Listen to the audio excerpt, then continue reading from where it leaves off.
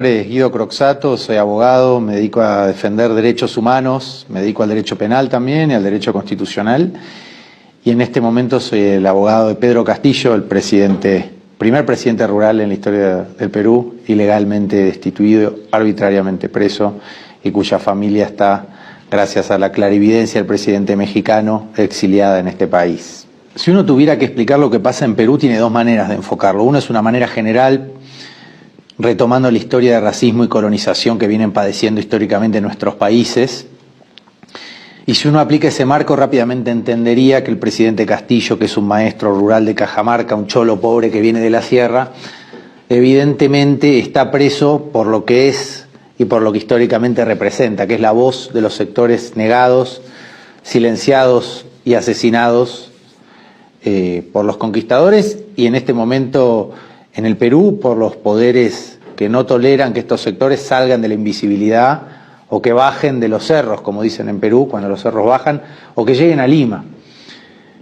Lo normal para una persona como Castillo o como Evo Morales es que estén presos. Es decir, que la situación racista, antidemocrática que se vive en el Perú, en rigor en nuestras naciones que todavía tienen muchos resabios de colonialismo, es que estas personas estén presas.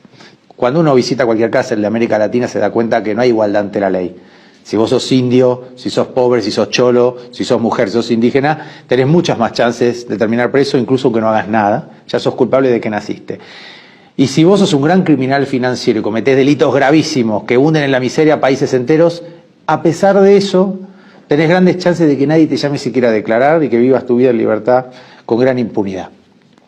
Cuando uno entiende esto desde el derecho penal, la desigualdad ante la ley, la diferencia entre ser un indio y ser una persona blanca, rica, de la capital, sea en Buenos Aires, en México o en Perú, eso es indistinto, uno entiende la dinámica también con la que funciona la vida política en América Latina. La razón por la que Castillo está preso es porque es un cholo de la sierra, porque representa a los indígenas históricamente asesinados en el Perú, y fundamentalmente porque quería recuperar la soberanía sobre los recursos que la constitución apócrifa y neoliberal de Fujimori le regaló a empresas extranjeras. Todos esos contratos que vencían en este periodo en el que Castillo tendría que estar gobernando, Castillo no los iba a renovar, ella lo había dicho, yo lo había anunciado. Esa es la razón de fondo por la que Castillo termina preso, porque los poderes económicos no querían un indio negociando contratos, querían a alguien como ellos que favoreciera sus intereses en el Perú. Y evidentemente los líderes de América Latina, cuando no transan, cuando no negocian, cuando no acuerdan con estos intereses, terminan destituidos, perseguidos, asesinados o amenazados. Es una historia que nosotros ya conocemos demasiado bien. Le pasó a Correa, con quien estuvimos hace unas semanas en Buenos Aires. De hecho, Correa me hizo en Buenos Aires una entrevista sobre golpismo en América Latina y hablamos sobre el golpe de Estado en Perú.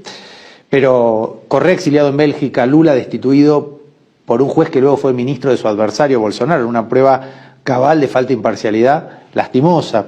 El caso de Evo Morales en Bolivia, que terminó exiliado en la Argentina, en el cual fue abogado Zaffaroni también.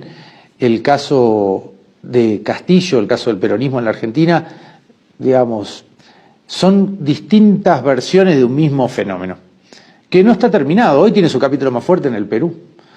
A mí lo que me llama la atención es la displicencia de algunos líderes latinoamericanos para no ser más enfáticos y más claros.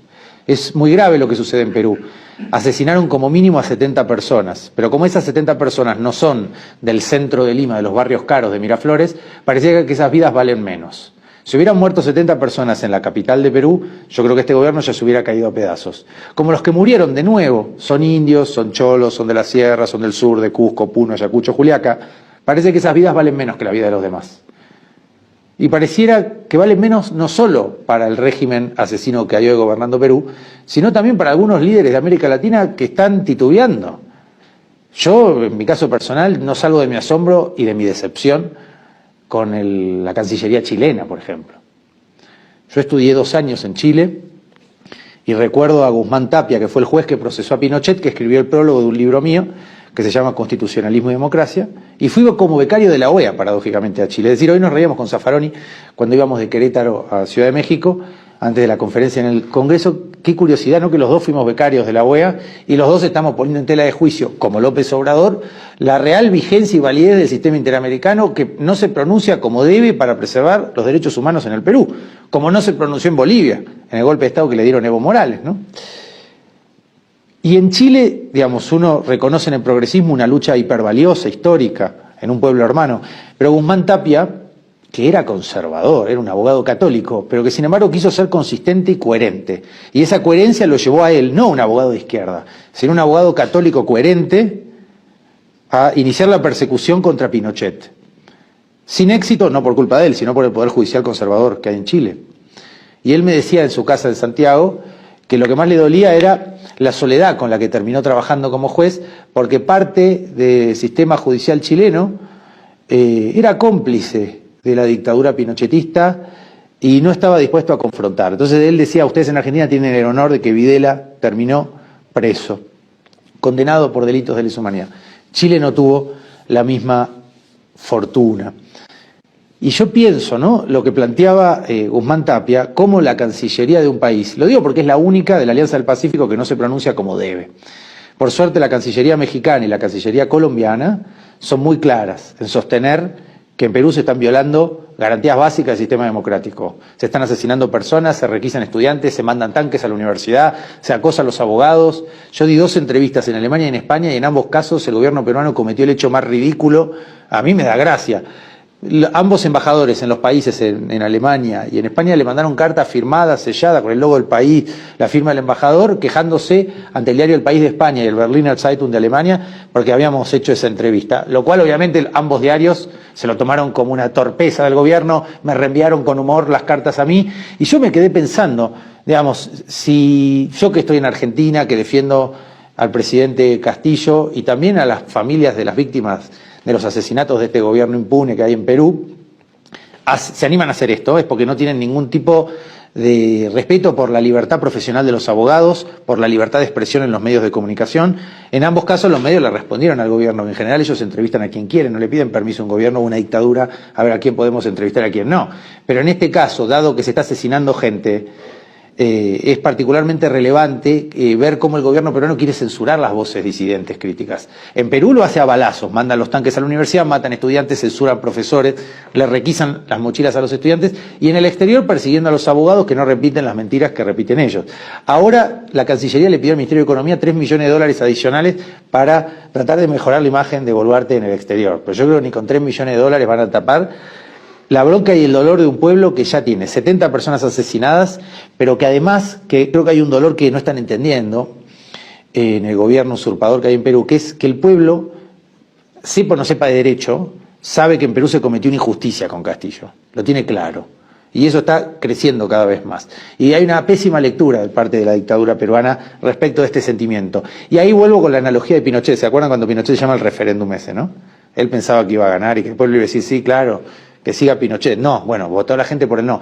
A mí me encantaría que en Perú, bueno, que se animen a hacer un referéndum, ya que no quieren hacer nada vinculado a la vía democrática o a la consulta popular, que le pregunten a la gente si está de acuerdo con que siga este gobierno o no. Más del 90% de rechazo tiene el Congreso peruano y la dictadura de Boluarte. A mí me encantaría que pregunten, que hagan una consulta popular. El pueblo quiere una nueva constitución con cuota indígena, quiere que se condene a los que esterilizaron mujeres indígenas, que nos vinieron a ver a la Argentina, porque en Perú no las escucha nadie, las mujeres de AMPAEF. En Perú hay congresistas que fueron ministros de salud de Fujimori y fueron los responsables de la esterilización forzada de miles de mujeres. Y ese congresista que cometió delito de lesa humanidad está en el Congreso de Perú hoy.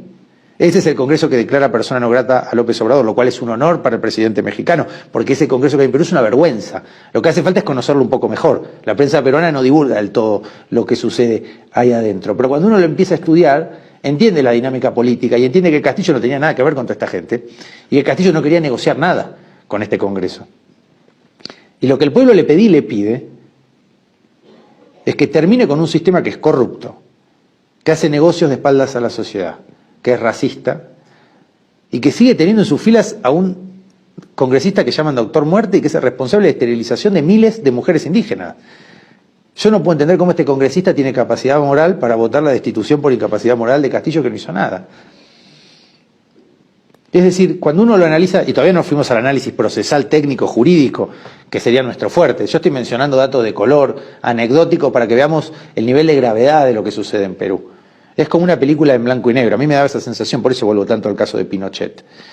Yo no puedo creer algunas cosas que viví en Perú, lo de la carta de las embajadas, ir a la Universidad San Marcos a la puerta 13 y que la policía no me deje pasar a dar una conferencia, cuando el centro estudiante de la Facultad de Derecho me había invitado a dar una charla.